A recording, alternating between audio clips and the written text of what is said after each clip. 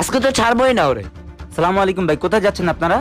আরে ওই যে মতকুর বেলাল আছে না, ওকে এলাকা থেকে বের করে দিতে যাচ্ছি। আচ্ছা তুমি এই নেক কাজে আমাদের সাথে চলো। ঠিক আছে, চলেন তাহলে।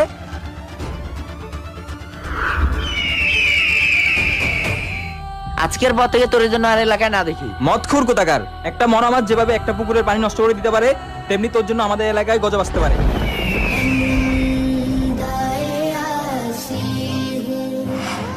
এতদিন পর আমরা একটা ঠিক কাজ করছি। হ্যাঁ ভাই, ঠিক বলছেন।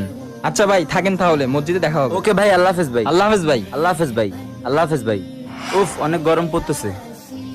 এই রোদে কে বাসায় যায়? আগে ওইখানে একটু বিশ্রাম নেই, রোদ কমলে তারপরে বাসায় যাব। শোনো, কে তুমি? মৃত্যুর ফেরেশতা।